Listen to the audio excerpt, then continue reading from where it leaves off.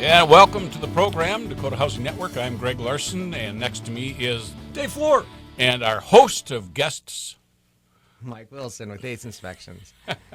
And Jim Walsh, as always, keeper of the board. How's everybody? Oh, good. So we're going to feature Cajun, New Orleans, Mardi Gras music. Okay. A little belated, but why not? Well, it's Why not? just a day. It's Ash. Why not? No, what is it? What's the Thursday after Ash? Wednesday? Thursday? Second day of Lent. Second day of Lent, I guess. First chance to break the Somebody vows you made yesterday and what you're going to keep somebody away that from. knows something, call in and tell us what Yeah, Thursday is. I always try to make my Lenten sacrifice one that is attainable so that I can feel a sense of accomplishment. Okay. So this Lent, I'm giving up rutabagas and turnips. Oh, that'd kill me. Oh, man. I'm giving up beach. All right, good. So, I don't know how you do that, Greg. Yeah, I couldn't stand it. I got some in my fridge right now. it has to be a sacrifice or it doesn't count, Dave. Okay, all right. Mike, what are you giving up? Well, I'm giving up Diet Coke. Okay, going for the real thing? Yeah. Okay.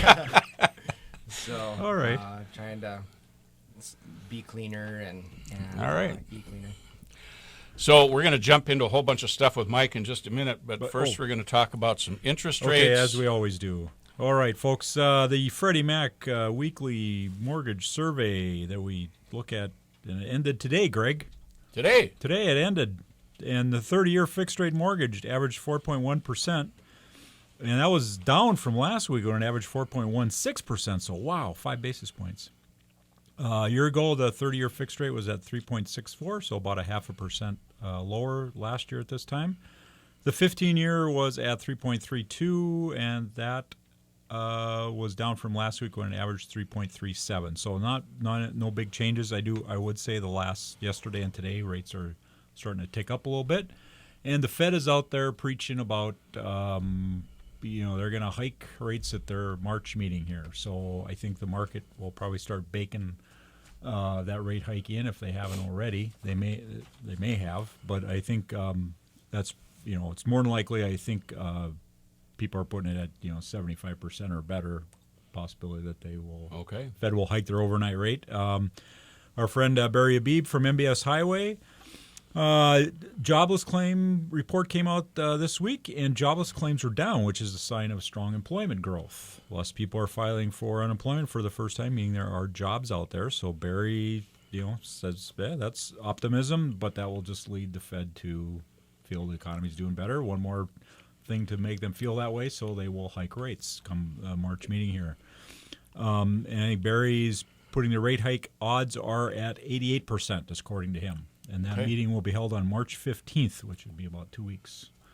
So we'll look for it on our shows after that and see what actually happened, if anything, as a result of that. And President Trump gave a resounding speech the other night, and that affected stock markets, went crazy Yahoo yesterday, and that kind of affected interest rates a little bit. Yep. So we'll see what happens over the next month, I guess. Okay. Okay. All right.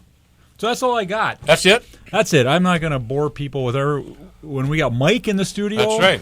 Why should we talk about interest rates? I can't think of a reason. Unless you want to talk about rutabagas and turnips, just I'm to done kind with of them. I'm done make with it them. harder for you to give them up. Yeah, well, that could happen. How do Because you like those your are sneaky rutabagas? vegetables. They sneak into things where you don't think they are. I know. How do you like your rutabagas? I like them roasted, actually. I do too. Yeah, turnips, same thing. Yeah. Roast them, a little olive oil, some oregano, and a little salt and pepper. Pretty good stuff. Yeah. Okay. Well, so let's talk to Mike maybe. Let's talk to Mike. Mike, did Okay. you know that today is Dr. Seuss's birthday? I did not. There you go. As of today, in history, Sure. was the beginning of green eggs and ham. I love green eggs and ham. Where do you eat them? Okay. I have no idea. I will eat them on a plane. I will eat them on a train. Okay. I will eat them in a bar. I will eat them near and far. I don't All know. right. Okay. Very good. So, Fat Tuesday just came. And, folks, if you don't know this, Mike is a hobby chef, and he's a very accomplished one. Thank you. So, Fat Tuesday, it's the Cajun meal day. And he did one for my agency, which was I'm still on the Rolaids from that one, but it was delicious. So, what's your favorite Cajun dish? You know, I really like jambalaya. It's a well seasoned dish. Its basis is rice. I do chicken and ground pork. And, of course, it has the Trinity in there, which is green peppers, onions, and celery, which is different from the Trinity from France. Called the French- Mirepoix. That's true. Mirepoix actually Means the has- same thing. Wow. Yep. The Mirepoix has the green peppers and onions, but it has carrots. We found that carrots don't grow very well in the silty soil down there, so then they substituted celery, Okay. Yeah. and that's why that comes into play. Okay. Yep. All right. So, do you make meals for every place you go and inspect, or? Inspect. Shall we test the robin? That's old Benny that he gives us. People. You know, when I come and talk to agencies, I do bring either cookies or brownies or something like that. All right. It's kind of been a tradition, so Yeah. it's been fun. Yeah, he shows up with one cookie. Oh yeah. Yeah, seriously, And- one and- cookie. And it's how big? Full-size baking sheet. Yeah. Okay. All right. Yeah, I don't dabble around cookie, with those little yeah. itty bitty things. I just pour it on there, take a pizza cutter after. Why it. mess with it? I That's know. There's better Why things to do. doing a little drops on there? And, yeah. It's only pretty until you eat it. Yeah. That doesn't matter. All right, so let's get serious a little bit. We've had fun. We're going into spring. We have a hard freeze. The real estate season is starting to pick up. You're going to get busier than two dogs fighting. Yes. So, what are the big issues you think you're going to see? Well, the effects from this snow, we've had a lot of snow. So there's going to be things that we're going to notice in the drainage around the house. We're going to find that there has been a very hard 2-foot freeze line. So that's going to hit the foundations in a different point than normal. And we might see a little bit of seasonal movement in properties. Later on, we're going to be talking about cracks in the house that you might see around doors and windows and their relevance and all this stuff. Foundations, we'll talk about any movement and cracks in there. We're also going to talk heavily about grading, because grading is really one of the key discussions when we talk about movement in a house and all that other stuff. And then we're going to talk about siding and shingles, just to give you an idea of what to look for, and definitely considering the last hailstorm in June, we want to see if there's been any issues with that. Well, ice dams was a big thing. And you saw everybody, the signs even spring up. Oh, I fix ice dams. Yeah. You know. Yep, we can talk about that too. Yeah. Right now, not a problem, but No. you definitely would want to check your roof now, Right. the spring to see. Yeah. Yeah, we can talk about shingle raking. Good or bad? Yeah, there we go. Yeah, when you did that, what was that, good or bad, right? Yeah. Okay. Some of All right. each, actually, I think. But Yeah. Mike will get into that. We're about, I think, to walk away from our first break. And who are we hearing, Jim? George Lewis, the late great George Lewis, and Down by the Riverside. George Lewis, Down by the Riverside.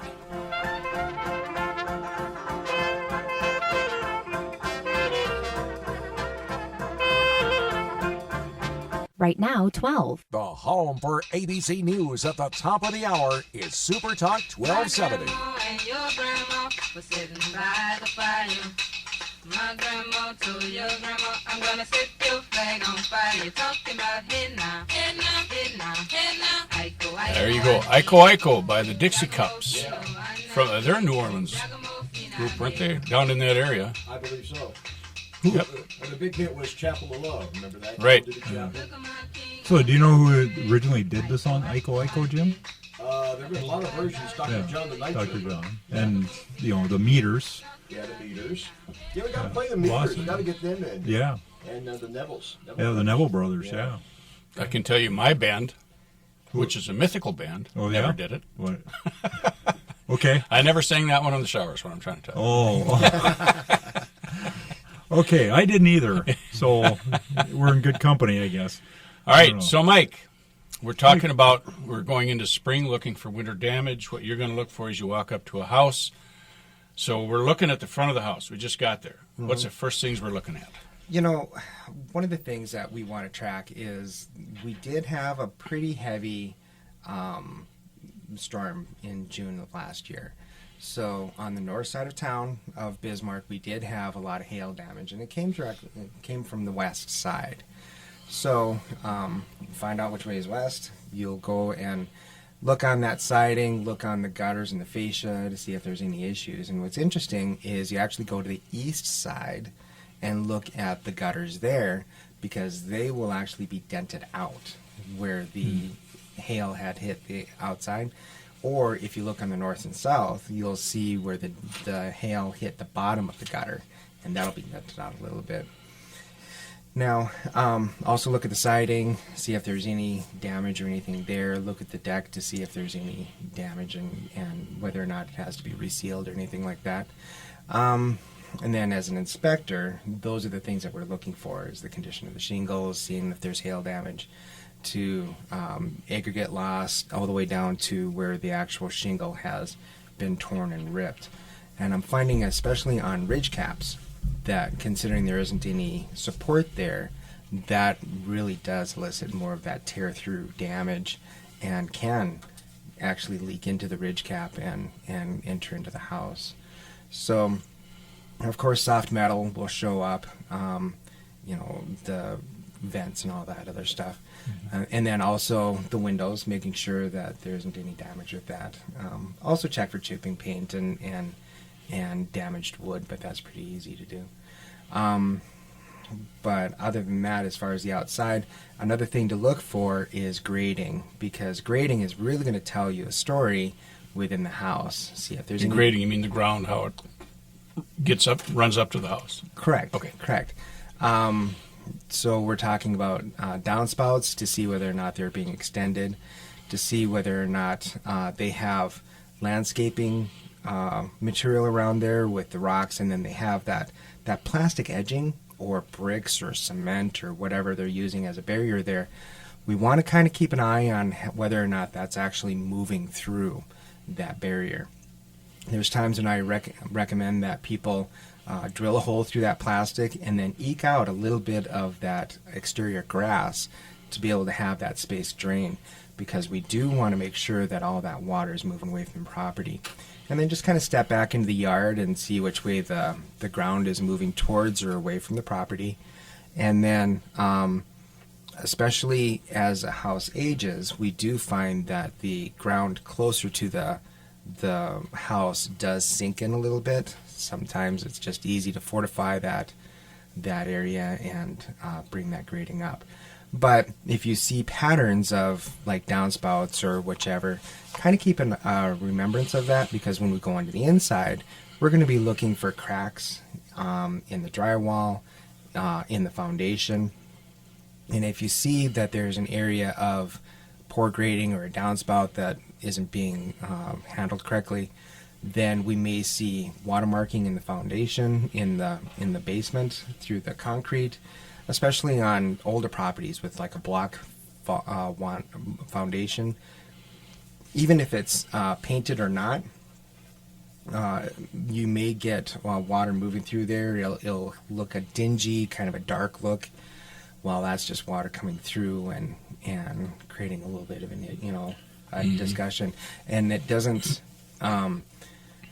Where the concrete and blocks are porous, so it is designed to have some water move through there, but we want to make sure that there aren't any cracks, or if there are cracks, that there isn't any water moving through there, and take steps to correct that. And then those areas can actually create cracks throughout the rest of the house. So, Mike, how about you're talking about looking in the basement and looking at the foundation walls, but if that is a finished basement, you can't tear the drywall off to look behind.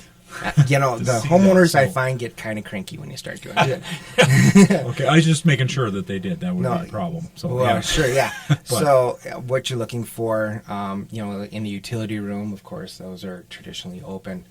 But also look on the bottom of the drywall. to see if there's any drywall that looks spongy. Take a flashlight with you and shine it down the drywall itself down in the basement, and look for a 2-foot cut, a 2-foot seam, because that might be an indicator that they have had past water damage. They've had to remediate it by cutting that out, drying it out, and putting it back together. Also, just because there's a sump well in there doesn't mean that they've been maintaining it. So one of the things that'll happen is you get excessive water in that sump well, and they don't have a pump in there, and they don't have an alarm in there. Then water will back into the drain tile, and then it'll leach out into the ground underneath your house. And here in North Dakota, we do have what's called expansive clay, and water combines with that expansive clay. It will expand, and there is a threshold. Like a for that. sponge. Absolutely. Except once it's there, you can't wring it out. That's It's true. there. Right. So that's another tell of where cracks may be coming from. When you have that expansive clay lift up the bottom floor, and then if there's a non-load-bearing wall, it may lift that up, which lifts up the floor on the main floor, which gives you cracks in the corners and all that other stuff around windows, doors, all those things. So those are the things that we're kind of looking for with that water management, any cracks. Now, cracks within the house, a crack here and there is going to be pretty common. Doors, windows, and some of them are just seasonal. Sometimes you get water underneath it, it freezes, it raises something up, so the doors are a little stiff or the windows are a little tight, and then they come back down in the spring. So pretty common. But when they start creating a pattern, so if it comes up one wall, comes around the ceiling, comes back down, that means that probably there's a downspout that hasn't been extended. Water's gotten underneath there, and if you have standing water next to your foundation, then unfortunately the dirt isn't able to hold up the house, and you may get a little bit of cracking, and that's that movement that we're kind of tracking. It doesn't mean it's detrimental or anything like that, but we do want to be proactive in changing the downspout, getting that extended out, changing the grading, and all of those things. So those are what we're looking for with that. Now, cathedral ceilings, those are very popular here in the Bismarck area. And in the winter, what will happen is the wood will get cold and it'll dry out. And when the wood shrinks, it'll actually rise up.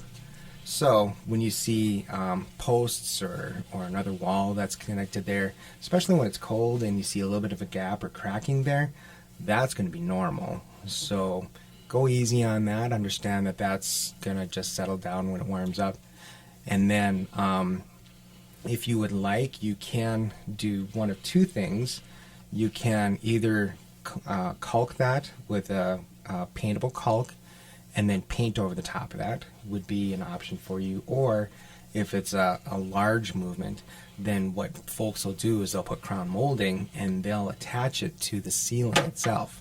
So then it'll move up and down on those areas. Yeah. Interesting. Mike was telling me that houses have to move. So if you have these normal cracks, on your roof line or at the peak or whatever, if I remember correctly, Mike, you don't want to stop that. You want to allow it to move, so your caulk should be expansive, or you hide the movement behind crown molding, but don't try to stop it because it just creates bigger problems. That's right. Which I thought was pretty interesting. And we're going to talk then about some of the other things we want to talk about. A lot of folks raked their roofs, and sometimes that's not such a good idea, so we're going to get into that and talk about what to look for, even if you're not looking to sell your home, just things you should look for. And we're about to go to a break. Jim, We got the meters. The meters. Sissy strut. Sissy strut.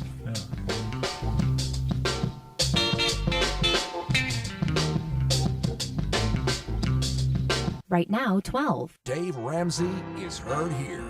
Super Talk 1270. And welcome back to the Dakota Housing Network. I think we should listen to this a little bit. This is Basin City Blues by Dr. John, one of the greats in New Orleans blues music.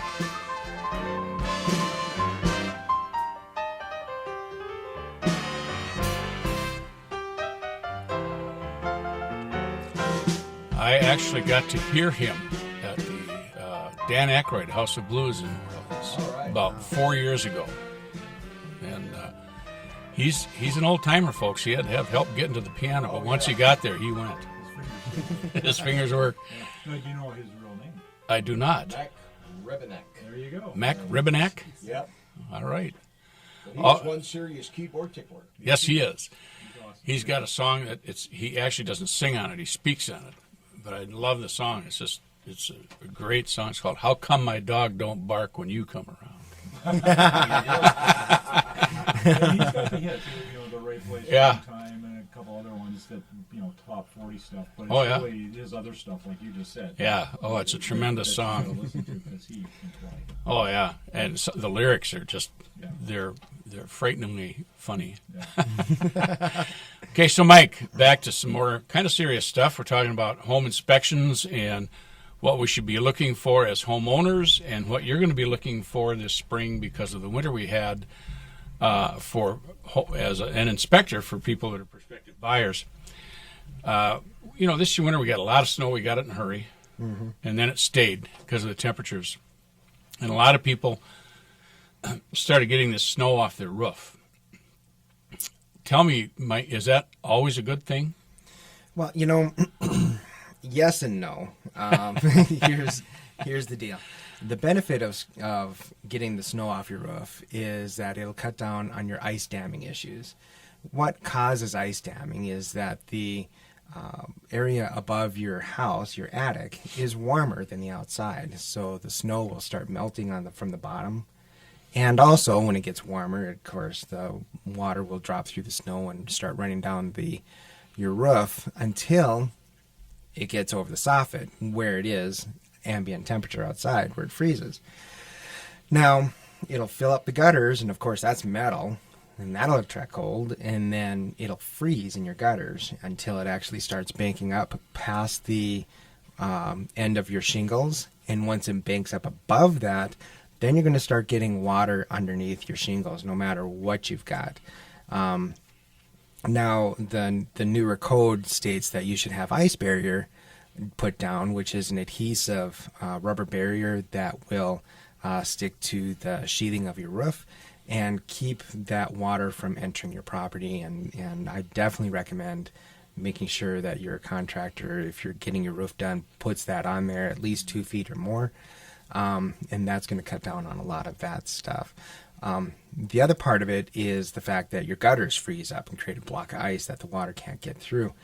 So what I've done in my properties is I've taken heat cord and run through my gutters and then down the downspouts. And when it becomes that area where that's starting to freeze up and the gutters start freezing up and filling up with water, you just plug that in and it'll melt out that water and keep that moving so you don't have to worry about that. If you have a property that doesn't have that ice sheeting or barrier, or you've had that problem in the past, that's a good idea to do. Now, and you can buy that anywhere. You can buy heat it. tape, that's what it's called. They sell it anywhere between 60 feet to 200 foot. There's different measurements depending on your application.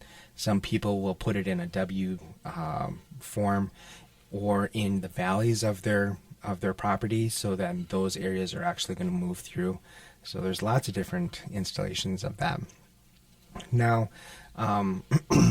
the damaging part of removing your snow is, one, you're on a uneven slanted surface trying to fight snow and trying to keep traction and all that other stuff. And I'm sure there have been injuries from people having that. And so there are techniques of having a roof rake or the wheeled snow removal thing, and you know very well about that. I've got one, and it works great, and it's got wheels on it, and you're not scraping directly on top of the shingles. You're leaving some snow up there. Sure. but it glides over top of the snow, and it's got a tarp attached to it, and it just cuts the snow into big blocks and falls down the tarp. And the worst thing you have to do is look out for the snow not to hit you. So you get to stay on the ground with You can this? stay on the ground with it. Okay. Yeah. And it, you know, you got different length. It's a telescoping pole, and you have different lengths you can go to. So it works. It works wonderful. Great. So, are we worried also about the weight of the snow load on the roof? We are. You know, the rafters and trusses are designed for, you know, specific snow loads, especially up here in the north. When you start exceeding that, then there can be cracking of trusses. And for example, my father-in-law out in the Napoleon area had a Quonset where big metal roof, bunch of snow sat on top of it, caved in the rafters, pinned their truck is still pinned in there, all their vehicles, damaged everything, tractor in there. So how do you get out from underneath that when your tractor's in there? It's kind of tough. And everyone else is snowed in too. So that's just North Dakota. But when you are removing your snow from your roof, it is important to be very safe. And don't do anything that is, you know, you're throwing something up there and trying to bring the snow down, because I've just done an inspection where there's a big chunk out of the aggregate or the rock that protects the shingle missing, and then all these scrape marks and all that other stuff. We don't want to be real aggressive with that. Just get the bulk of the snow off, and that'll be fine. So you don't necessarily want to hire the neighbor kid with a metal shovel. Or the pickaxe. Or the That would be pickaxe, the yeah. worst thing for you. Yeah. Yeah, because you don't need to get it all off. That's the point. Right. Yeah. And really, you know, like at my house, we just had spots where it got, huge drifts. I mean, you know, they were monstrous. And Sure. yeah, so, you know, you try and get it off of those areas because they're load-wise Yep. is where the problem would be. And you also, I'm trying to remember the year and I can't, but it's early 2000s when the building code went from international code to universal code. All the load requirements on your roofs changed. And so you've got two kinds of loads. I'm trying to remember this because it's been a long time and I don't deal with it every day. But you have wind load and you have what they call, is it press load? I was thinking like a static load Static load? or something I like can't that. remember the term, but wind load is that you design your roof to take so much wind. The wind puts a downward pressure. It's just like putting weight on your roof, the pressure of the wind. So you have to be designed for that. Most homes used to be 60-mile-an-hour wind load. Now it's 100-mile-an-hour wind load. So that gives a stronger rafter. And then the static load, we'll call it, the direct down load, was also at 60 pounds. So it was a direct downward load of 60 pounds per square foot. That's a lot of snow. When you start getting ice, it gets better. And that's now up to 100. So you've got a 100-pound roof, they call it.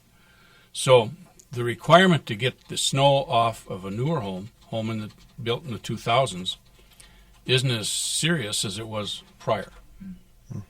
But it still should come off because of the ice damming. That doesn't change. So you either deal with ice damming with heat tape, stuff like that, or you need to get that snow off. But if you have a newer home especially, no snow load is worth a broken leg. True.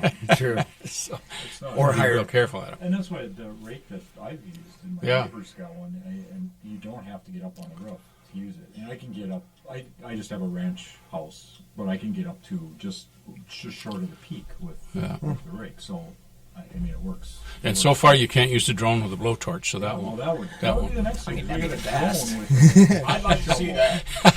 Sure. No, how much can you help address that with checking your insulation in your roof, in your attic? Oh, that's a great question. The less attic insulation that you have, then the more you're going to get snow melting. So if your house has less snow on top than your neighbor, or it melts faster, then more than likely you have less insulation. Yeah. So Keeping the heat in. that's correct. Inside your house instead of going up through it. So yeah. Right.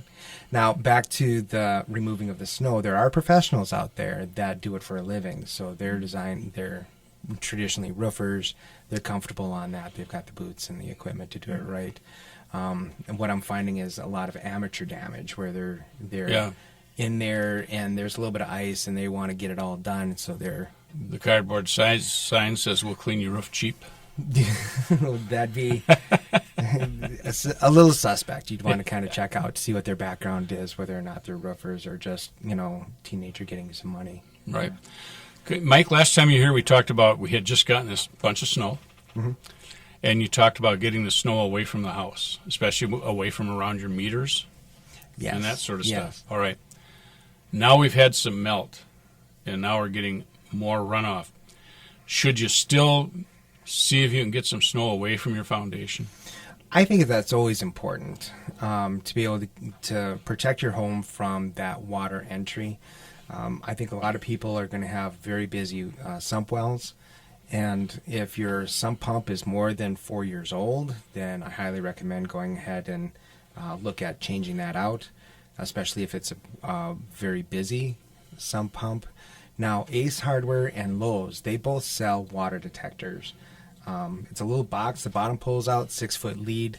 You would hang that above where the pump would normally kick in, or at the halfway mark underneath where that sump pipe comes in.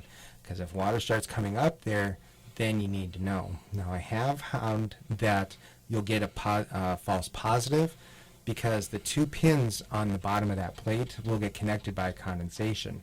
So what I'm recommending folks to do is to go ahead and cut that piece of plastic so you have 2 leads hung at the same height, so then when it connects through the water, then it would go off. But at least you know, and it gives you some peace of mind. Also, window wells. We want to make sure that we're monitoring our window wells, and if you have ground that is really close to the bottom of the window frame, we want to try to get that out in this next summer. We want to get 4 to 6 inches of true airspace between the top of the material and the bottom of your window frame.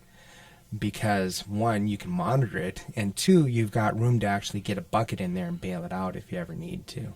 And of course, I do always recommend covers. Yep. Okay. Now, we are going to start moving into other things you see normally in an inspection, and other things that homeowners who are thinking they're going to sell should do or take a look at. But we've got a break, I think, do we not? Oh, yeah. Facts.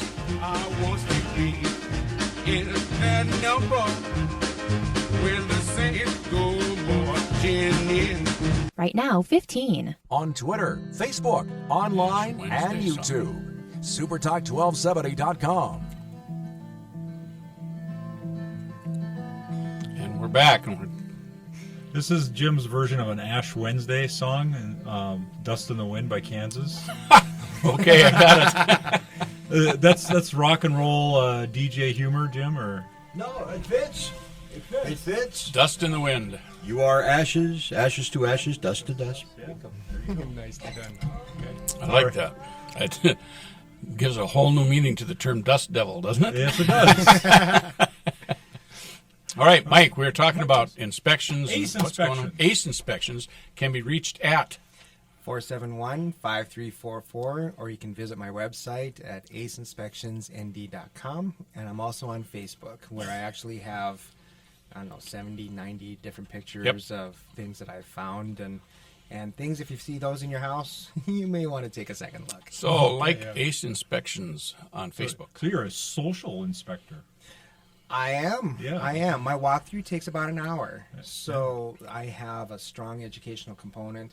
There may be just a few things wrong with your property, but I want to make sure that when you walk in that door and your boxes are unboxed and something's going on, that you know what kind of maintenance schedule you should look at. Change your filter when you first move in there. If it's a 1-inch filter, change it every other month. 6 inches, I like... every 6 months or so, or a time change. Talk about smoke detector batteries and carbon monoxide and garbage disposals and all these things. I try to give my individuals a good handle on their property.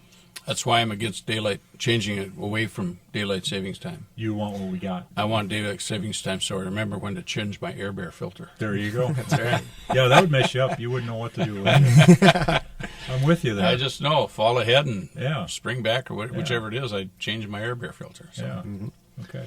Okay, so we're into inspections, and are there certain inspections that require different things from you? Well, there's 4 different kinds of financing. One is cash, and of course that makes everything easy. Conventional is very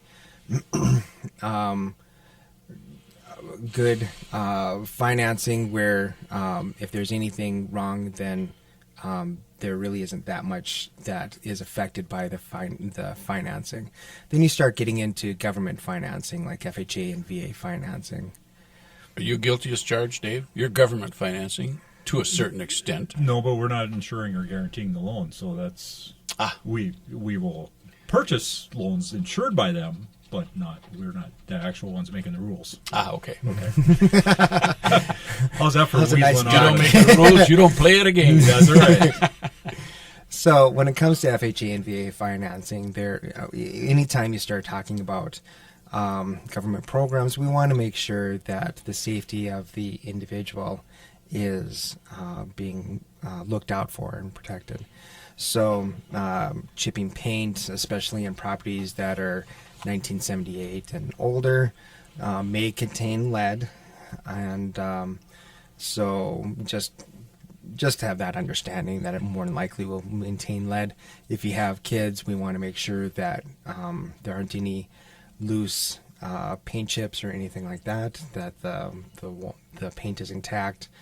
If you suspect that it hasn't been painted for a long time, like interiors of closets or anything like that, just put a good latex paint on top of that, so then you don't have that contact from prospective lead-based paint or anything like that for kids. Wiring is another big thing. We want to make sure that the wiring is safe in the property. So if there's any wires that are coming together that are just nutted together as a connection and they're not in junction boxes, those are things that we're looking for FHA and VA financing. Other things would be number of steps before you get a handrail, or the distance from a deck down to the ground. We want to make sure that everything is safe. 36 inches for a deck or 34 inches for a deck should have a railing above that. And then, things like that. Basically, when you think about FHA and VA financing, it is to keep a 94-year-old safe in a property, because that's the last thing we really want. No, as a home inspector, though, you're not necessarily, it's not required for you to do any of this, because if it's somebody's getting a loan to buy a house and it's FHA insured loan, they're going to have an appraisal done, and it's the appraiser's job to do that appraisal according to FHA standards, which includes checking for the items you just mentioned. I agree. But the thing is... do you pay attention to, if you know that it's going to be an FHA loan, you will go through and note those things yourself then too?